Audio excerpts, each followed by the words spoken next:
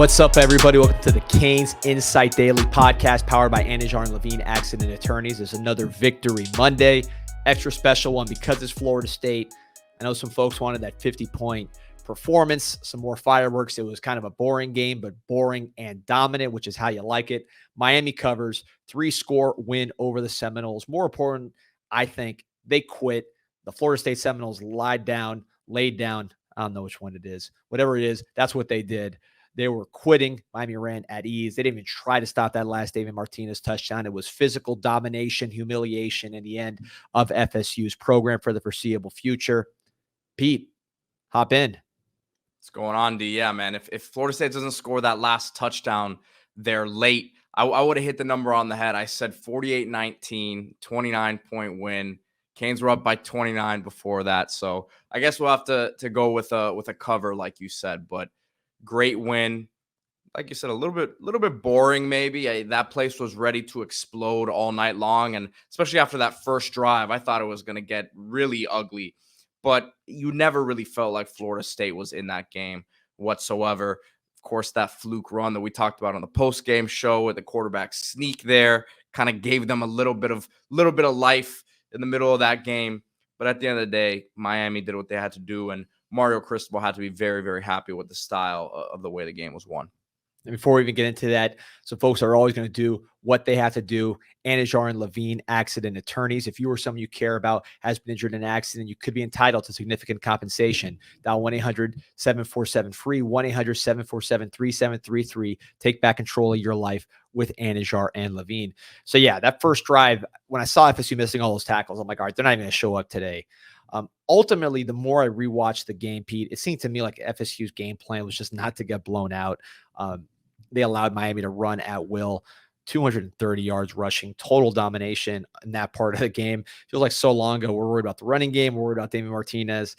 Now I don't really hear those concerns. Cam Ward doesn't have the fireworks, the spectacular performance statistically, protects the ball, which I think is important, doesn't fall into the trap and try to force one, just hands it off to David Martinez, Mark Fletcher, who pretty much humiliate FSU's front seven. Nick Saban saying this is the best front seven he saw in the country. I don't know how much work he's putting into this college game day job when he's making observations like that. He might have been on the golf course and just texted somebody for some info to do his prep, but that certainly did not look anything like the best front seven in the nation. Yeah, especially against the run. Obviously got some pressure a few times. There had that drive with a couple sacks in a row that stopped Miami. But at the end of the day, we expected them to run at the ends, right? Because those guys, Pat Payton, Marvin Jones, haven't been spectacular against the run all year. But Miami went right up the gut on these guys. So that was very encouraging to see. I think you do have to give their DBs some credit, right? We saw, of course, holding Ward to 208 passing yards really limited the big plays downfield. But again, also give Ward credit for taking what the defense was giving him, not trying to do too much, which has been an issue of his throughout his career. So held on to the football.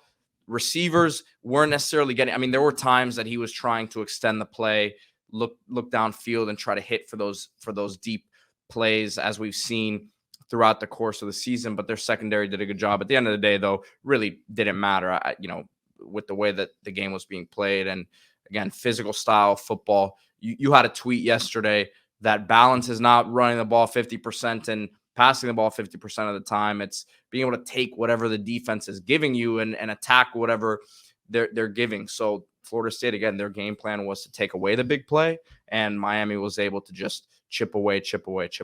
Yeah, no, FSU has good defensive backs from a skill standpoint. Those guys will go on to the NFL next year. I thought they didn't want any part of tackling. Again, I keep going back to some of these Damian Martinez touchdown runs. He had two of them. One of them, no one did anything. The other one where he broke a tackle and scored, Sam Brown blocked the corner, who I believe is AZ? Azaria. Blocking him into the end zone. I don't think that guy wanted any part of that play. Teams quit on Norvell. He looked pathetic in the press conference. It's a great thing to see as a Miami Hurricane fan, to see the FSU fan base so hopeless, because it's hard to tack onto anything if you're FSU. We did this rant with UF, but the same thing applies to Florida. Their past obviously is not Miami. They're known as sort of the intercontinental champion of the state. You can't tell their story without talking about how Miami's above them, wide right, wide left. We all know the drill. Of course, the present, they weren't even competitive on Saturday. It was like playing a MAC opponent. They were just watching the score and seeing if you're getting enough style points, and beating them by 3 touchdowns is not enough for some people. That's where FSU is presently. And then the recruiting class, they just lost another 4-star, CJ Wiley, teammate of Luke Nickel, decommitted. You're talking about, I think they're 48th in the country right now, 11th in the ACC in recruiting. Florida State is 11th in the ACC right now. They're going to lose Win, their big defensive tackle, their best commit. He's gone. They're going to lose their 4-star tight end commit Lofton to Nebraska. Steve Wilfong already put in the flip. I don't know what's going to happen with Solomon Thomas. I know Miami didn't really push hard on him this weekend. So you're talking about class because he's ranked in the 50s maybe. Last in the ACC is on the table. So I don't see much hope for the future of the Florida State Seminoles, and they're paying Mike Norvell $10 million a year. Look, what can you say? It's what we expected. I'm happy no one got hurt. And the game was what it was. You treat it like you're playing Miami, Ohio. You get out of it without injuries, you cover, and you move on to the next thing. Yeah, we said in the post game, there's no foundation there right now, and you're going to be going into year 6 now after this year. Obviously, Norvell's in year 5, but the luster's gone. You can't really point to last year as something sustainable if you're recruiting, right? They struck out this year on portal guys. Look, I'm sure they'll land a few. They're going to have to overpay for some of these guys, as we saw this year, as they were extorted by their own roster. But not much glimmer of hope up there right now. And it's interesting, man. The tone has just completely changed. Yeah, and look, we don't have to think about them anymore. We still don't have to think about them in recruiting because it's not like they're trying to get anybody or battle for anybody that we care about. Maybe in the portal they'll pop their head in, but who'd want to go to there instead of being like a Cam Ward or a Damian Martinez, for the Miami Hurricanes? Pretty easy deal. So I don't think we'll hear about them too much in the portal unless maybe they're taking some of our backups like they did from Alabama. But we could probably just not have to think about these guys until next season, in which case that's going to be another probably automatic win. It's a G4 type or G5 type game that will count for your ACC standing. So glad they're in the conference and playing them every year. That's good team to have as your automatic rival, right? For the foreseeable future. Yeah, definitely. With the way that these schedules rotate now. So I agree. And look, Noles fans will say, well, Miami's not going to have Cam Ward, but there's a real foundation here, the way that Mario's recruited on the offensive and defensive lines. So, continuing to build, though. I know Mario still thinks there's a ways to go. Yeah, I don't think Cam Ward was the guy pancaking your front seven and running over your DBs for 230 plus yards. So, Cam Ward really didn't do much in this game. He didn't have to because you were so physically dominant up front. Again, it was very similar to playing a MAC team where you could just run on them. You don't even have to worry about passing the ball or doing anything crazy. The trick play wasn't really for a win. It was more just kind of for humiliation purposes and for Heisman promotion. So not much more needs to be said. On to the next one, on to a more challenging team in a Duke Blue Devil squad that beat FSU and is far superior record-wise to the Florida State Seminoles, and is also ranked ahead of them in recruiting as well, and will likely finish ahead of them in recruiting. So shift the balance in the state. Duke and Florida State, I think Duke is probably inching above them in terms of the ACC hierarchy for the foreseeable future. So let's look at this stat D, something that we wanted to talk about here. Max Olson tweeted it out. Miami's offense has gone 3 and out on 3.3% of drives this season. That's the lowest rate by an FBS offense since at least 2004. 3 of 92 drives have ended with a punt after 3 plays, but 2 were against UF. 1 3 and out in their last 82 drives. We've talked so much about how explosive the offense has been, the passing attack. The run game was averaging about 190 before this game, so that number's gone up. So you have also been big on the fact that Miami has been staying ahead of the chains. A lot of third and shorts, third and manageable situations for Cam Ward and this offense. And then, obviously been very successful on 4th down as well. So what's your major takeaway from this stat right here? Yeah, a lot of things going on here. So first of all, it mirrors what's happening on 3rd down, where Miami's the best 3rd down conversion team in the country. Starts, of course, with Cam Ward, his IQ, his decision-making, his ability to make decisions running with the ball or passing the ball. I think that's big. He's had a lot of big conversions with his feet. He's had a lot of big conversions, of course, with his arm, and his decision-making is on point. It's not, when he's making these runs, it's not like he's juking a ton of people out, running people over. It's just, again, probably his mind more so than his feet that is allowing him to get those first downs running with the ball, because he's able to see, what is it, man coverage, or the DBs, are their backs to me? Am I going to be able to get this? And just reading the defense. You compare it almost like a point guard, seeing all the guys, the potential guys you could pass to or shovel it to or throw it to. Then he's almost like a point guard on a fast break, making the decision. And sometimes he's like, all right, well, the best decision for me is to look this guy, and keep it for myself. So that's what he looks like on third down. So you start with him.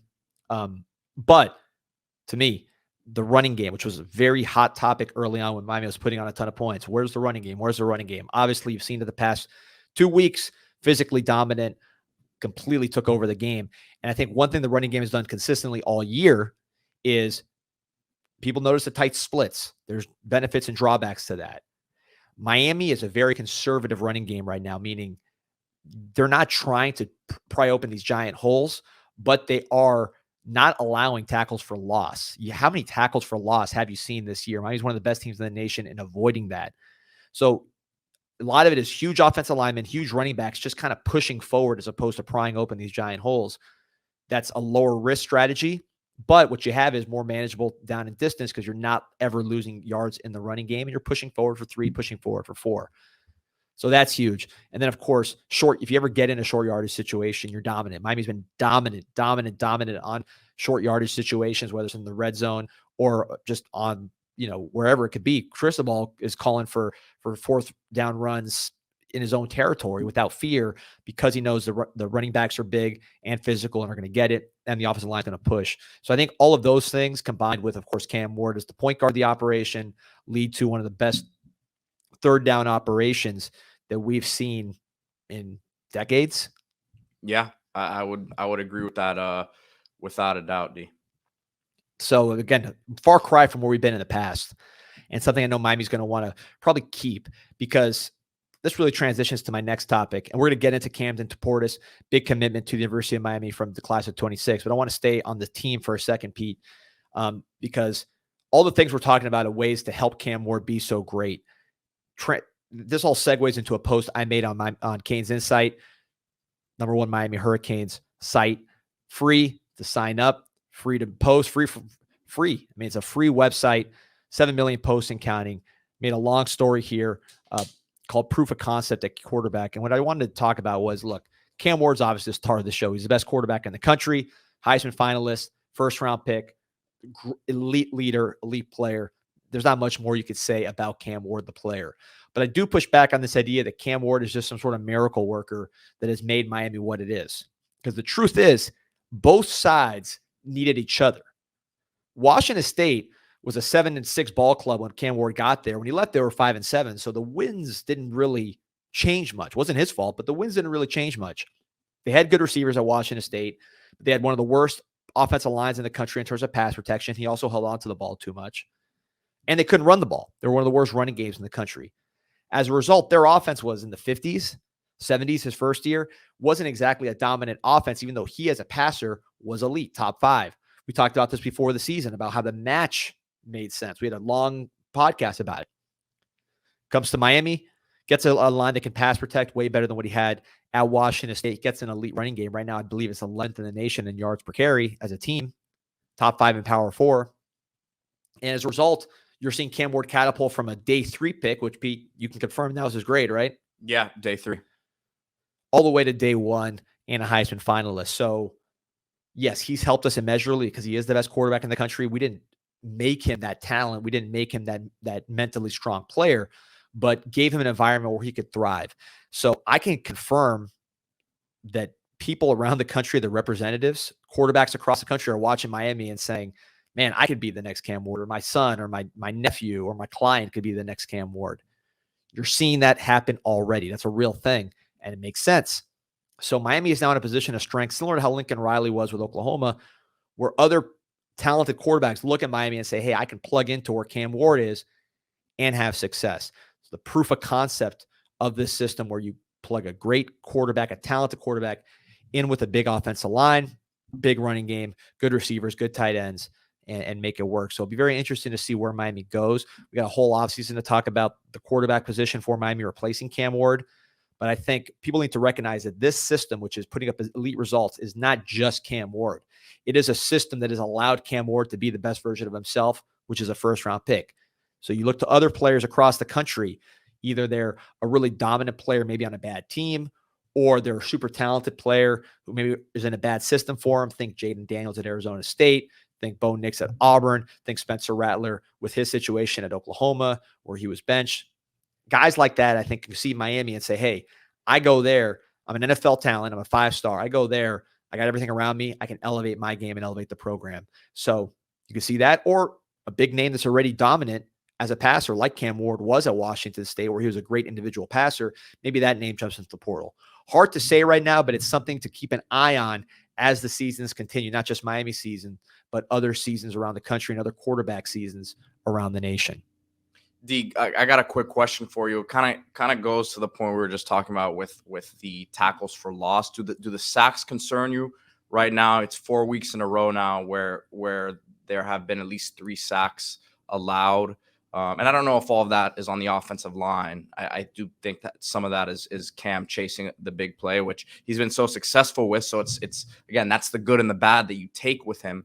But is that something as the season wears on here? And I think they should be fine, even though you are playing a really good Duke defense here the next week. And we understand that Manny Diaz is a guy who loves to send pressure sometimes, to the detriment of his team.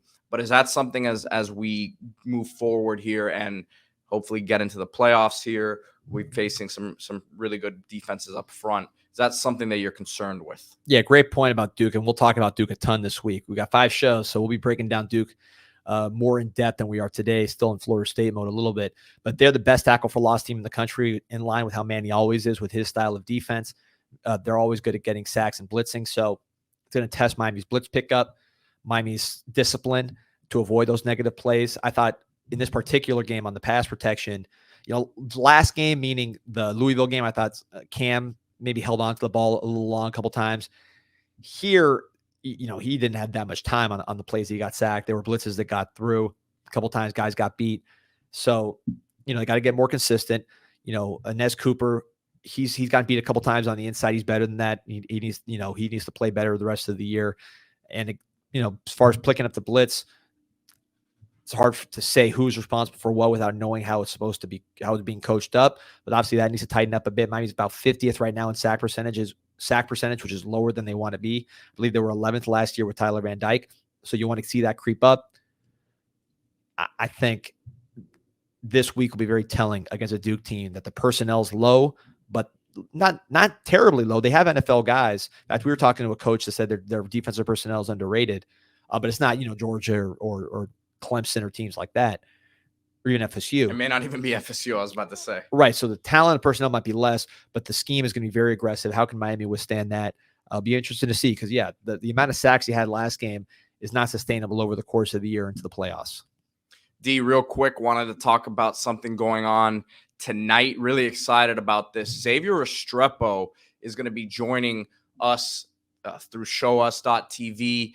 It's an interactive show, so fans, you can sign up. I posted it on Twitter earlier today. I'll put the link in the bio as well. Completely free for fans to join. You can ask Xavier Restrepo questions on there. We'll be hosting the show, so really excited for this event tonight. Again, posted the link on the website, on Twitter earlier. I'll have it in the bio as well. But tonight at 7:30 p.m. Monday, look forward to that event tonight with Xavier Restrepo. And it's first 100 tickets, right? Yep. So it's free, but you got to sign up or else you don't want to be left out. Yeah, it's not going to just be a normal, on YouTube. It will be available after on the recording, but it will be streamed through this link right here. They'll send you guys the link for it to watch. So it's a little different than our normal setup, but the show will be available on recording pretty much immediately after. So if you can't join us live, but I think it's cool for you guys to be able to interact with X. And obviously he's someone who has been great with the fans, has done events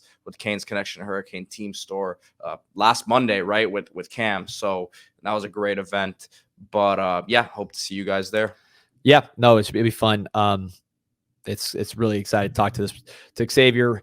Obviously, you know how we feel about him on this show. One of the best players in the nation, and I think he's had a big game against Duke. I know he didn't have the stats against Florida State, didn't really need to, neither did Cam Ward, but I think that connection, the best connection in the country, I can see her reigniting this week against Duke, but we'll talk about that in the weeks to come. Looking forward to talking to X later today. Talk about some new Canes here, Pete, with the addition of Camden Portis, defensive back out of North Carolina. Charlotte, of course, you know the name. I don't have to go into all that. No, he wants to be known on his own name. So listen, you know the last name. But this is a different kind of player. Look at the resemblance. It's crazy, though. Defensive back, playing a lot of nickel for his team this year. All played outside as a sophomore. Pete, roll the sophomore clips if you can. But this is somebody that's a good tackler, really smart, instinctive. His dad actually was recruited as a safety by a lot of teams, including Florida, which is why he ended up at Miami as a running back. Probably could have been an all-pro safety when you watch his old clips. But Camden is a pure defensive back. You watch him on his sophomore tape here, playing more outside again as a junior. He's playing more than nickel as a class of 2026 player, so he won't be here for a couple of years. But you see him here turning his hips, locating the ball, making the interception. Good sized kid, played really, really well at camps as well. So in pure cover situations, he did a nice job here. You see him getting physical, grabbing the interception. Long guy, long arms, taller than his dad. I heard he's a legit 6 foot from people who've been around him. Somebody that Miami coveted. They can't get enough defensive backs. This is a position you got to recruit out of high school. You can't just rely on the portal, as we've seen. Love this block kick. They're just exploding and knocking the guy down. Looks like more than a block kick right there, D. Yeah, but that's a big tell. When you see guys on special teams making those kind of plays, says a lot about their explosiveness and their motor. That's something I always look for with defensive prospects. There you see the open field tackling and the speed, ability to change directions. Pete, what are you seeing here with Cam Portis? Yeah, I love the versatility, playing, all over the place. Like you said, has played nickel, has played safety. Look at him break on the ball right there. Really, really nice ball skills being shown. And look, at this position, D, obviously there's still a lot of growth for him, right? He's still got a whole year plus before he steps on campus at Miami. But you got to just keep loading up with talents like this in the secondary. And, we'll figure it out in terms of what position he'll exactly be playing once he gets here. Yeah, I think when you watch these clips, to me, pure corner, maybe a nickel, if anything, which he's playing now. But I don't see a safety. I see cornerback footwork. He's done it on the camp circuit. He'll continue to get bigger, faster, stronger. He's going to run track this year, I believe, in the spring. So feisty, looks feisty. Look at him fight off the block there on the edge. A tight end was blocking him there, and he makes the play, on the perimeter. Yep. So excited to see his development here. Starting the class of 26 off right. We already have a commitment from Darian Coleman, the quarterback, who's been absolutely unreal. I more people I talk to about Darian Coleman or watch his film or look at his stats, he looks like he could be a special quarterback for this class. I'm sure he's going to lead a lot of players to the class. You saw a ton of guys on campus from 26th class. Camden Portis, another one. So here we go. We got our old clips. Look at Clint Portis playing safety. We said we were going to do it, but we had to. So this is Clint Portis in Gainesville High. This is old CanesInSight videos that we put on YouTube back in the day. You put some music on. We had to mute it for copyright reasons, but I think this was Gasoline Dreams from Outkast we used for this one. But you see Clint Portis, man. He was so physical, really more of a safety than a corner, which his son is.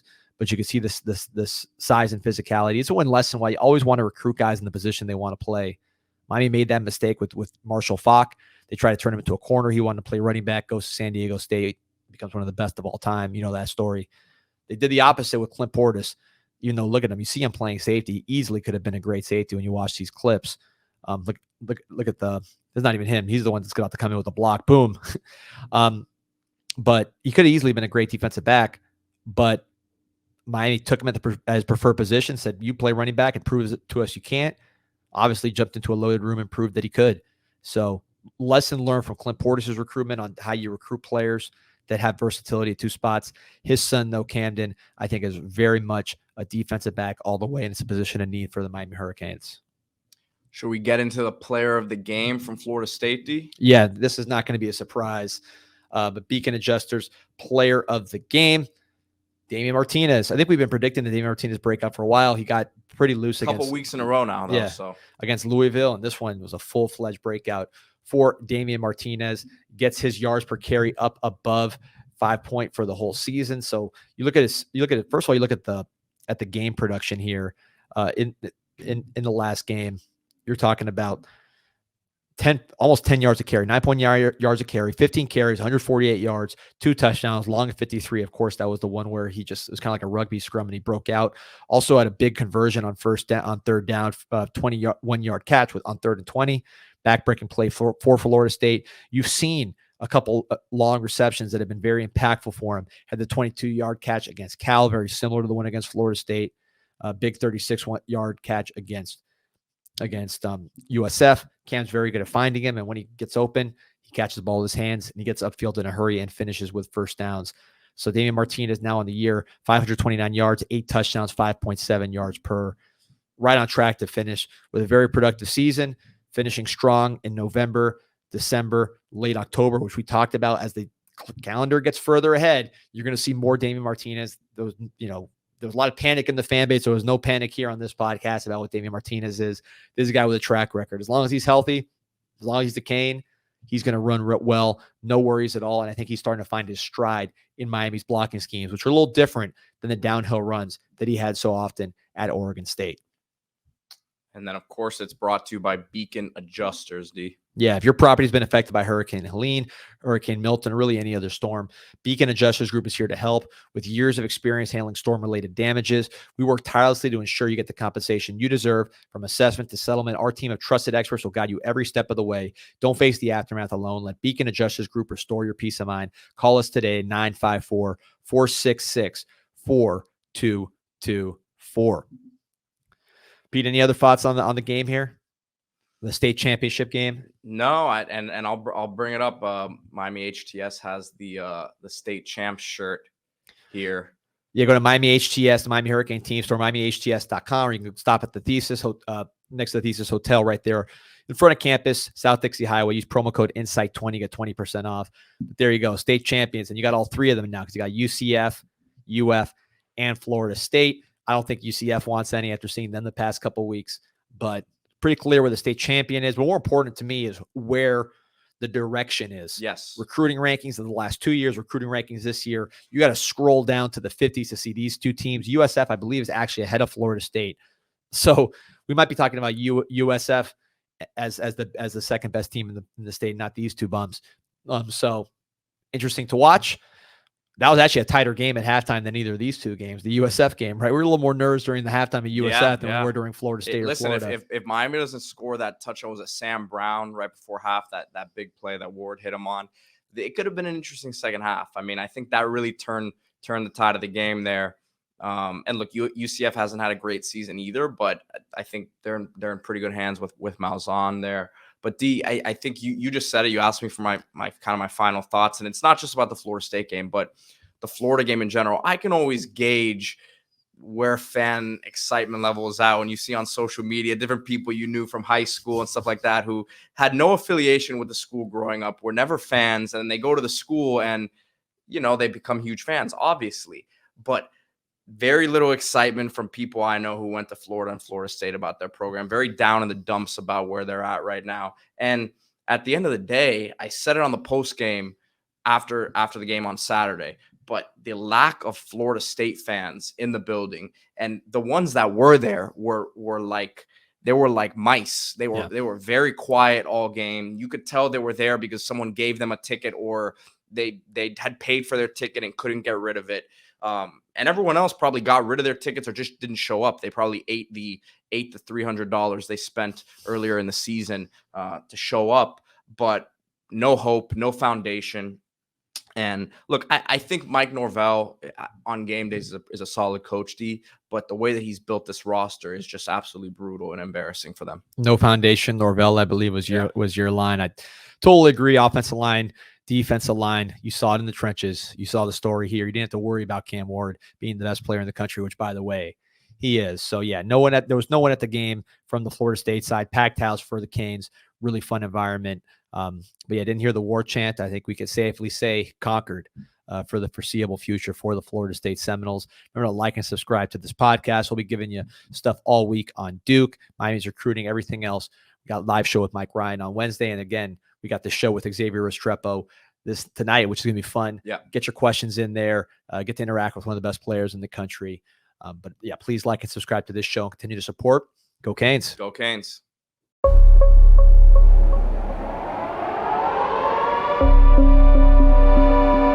Yeah, this an insight to the Canes, and you know we ain't playing no games. Joaquin said dominate, so that's what we do. Home of the legends and 7th floor crew, down in Miami where hurricanes brew. You here for the rumors, we bring you the news, cause it's all about the you.